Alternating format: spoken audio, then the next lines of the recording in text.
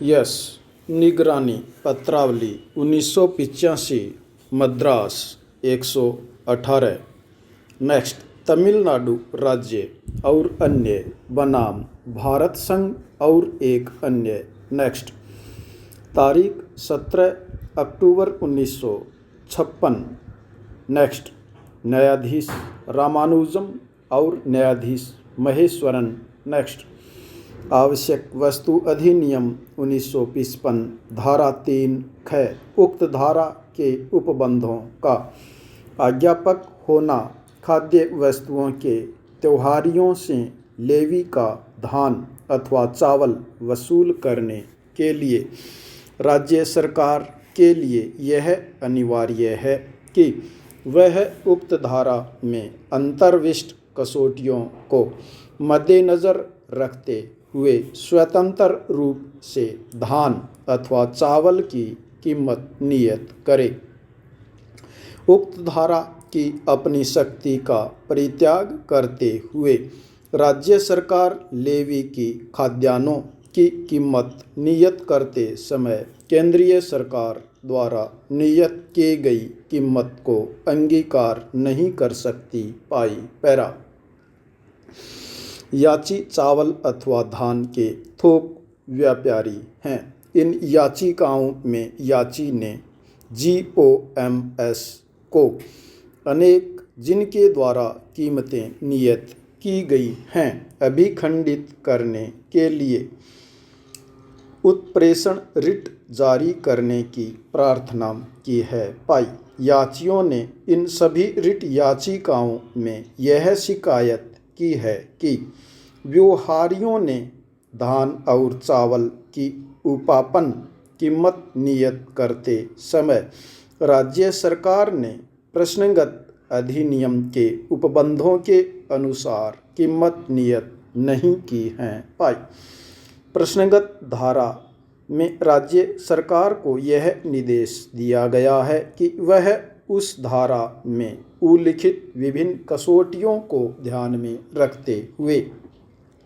कीमत विनिर्दिष्ट करें। पाई, किंतु राज्य सरकार ने उक्त धारा में अधिकथित कसौटियों के प्रति निर्देश किए बिना ही चावल अथवा धान की कीमत मात्र केंद्रीय सरकार द्वारा नियत किए गए कतिपय अंकों को अंगीकृत करते हुए विनिर्दिष्ट की है, जो न केवल प्रश्नगत धारा का उल्लंघन है वरन उक्त धारा में राज्य सरकार को कीमत नियत करने के लिए दी गई शक्ति का परित्याग भी है। पाई, याचियों के अनुसार केंद्र सरकार द्वारा अंगीकृत कीमत को मात्र ध्यान से रखना प्रश्नगत धारा की अपेक्षाओं की पूर्ति करती है।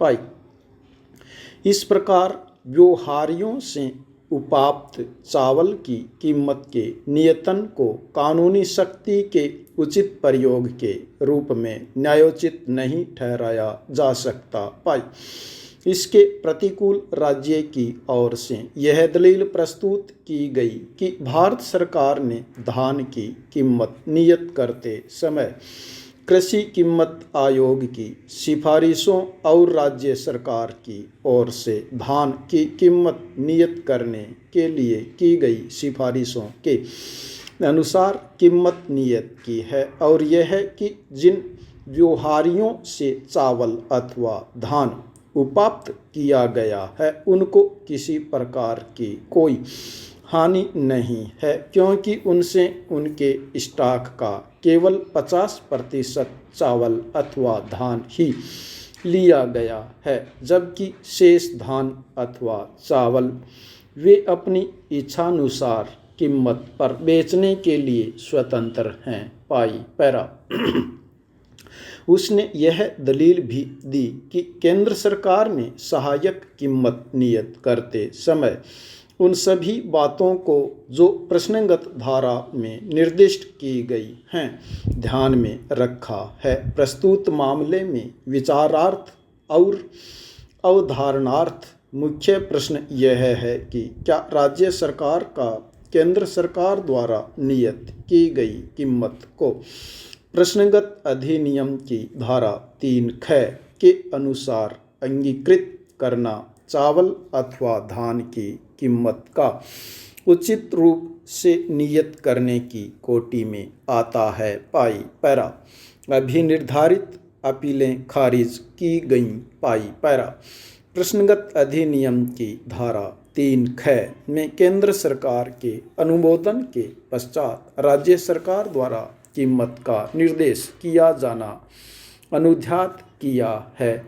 पाई आरंभिक सिविल रिट अधिकारिता 1982 की सिविल अपील संख्या 742 से 744 पैरा संविधान के अनुच्छेद 226 के अधीन की गई अपीलें। पैरा इसका यह तात्पर्य नहीं है कि केंद्र सरकार द्वारा धारा 3 ख के अधीन की किसी शक्ति का स्वयं प्रयोग करते हुए उक्त धारा में अनुध्यात कीमत नियत कर दे। पाई यह शक्ति केवल राज्य सरकार को ही दी गई है। पाई इतना कहना ही पर्याप्त नहीं है कि केंद्र सरकार ने धारा 3 ख में निर्दिष्ट सभी कसौटियों पर विचार कर लिया है। पाई कानून में राज्य सरकार को यह निर्देश दिया गया है कि वह कीमतें विनिर्दिष्ट करने से पूर्व उस धारा में निर्दिष्ट सुसंगत कसौटियों पर विचार कर लें। पाई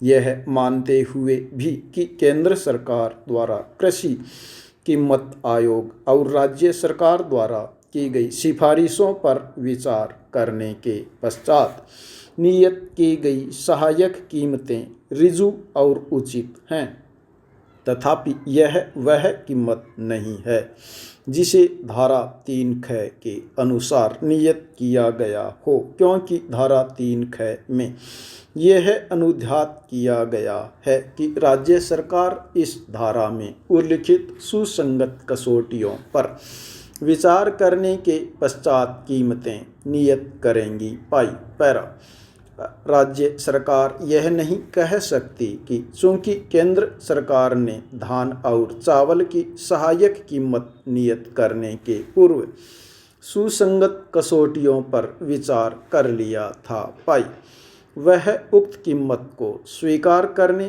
के लिए हकदार हैं। पाई यहाँ तक कि यदि राज्य सरकार की यह राय हो कि केंद्र सरकार द्वारा नियत की गई कीमत ऋजु युक्ति युक्त और उचित हैं, तो भी राज्य सरकार को नियतन के प्रश्न पर धारा 3 ख के अधीन अधिकथित कसौटियों पर पुनः विचार करना होगा और ऐसा करते हुए उसे केंद्र सरकार द्वारा नियत की गई उस कीमत को भी ध्यान में रखना चाहिए जिसके बारे में यह समझा गया है कि यह युक्ति युक्त है, किंतु यह उपापन कीमत को नियत करने की अपनी कानूनी शक्ति और कर्तव्य का परित्याग नहीं कर सकती और नीति की एक रूपता और समान कीमत नियतन करने के लिए अधिकथित अपनी शक्ति के प्रयोग का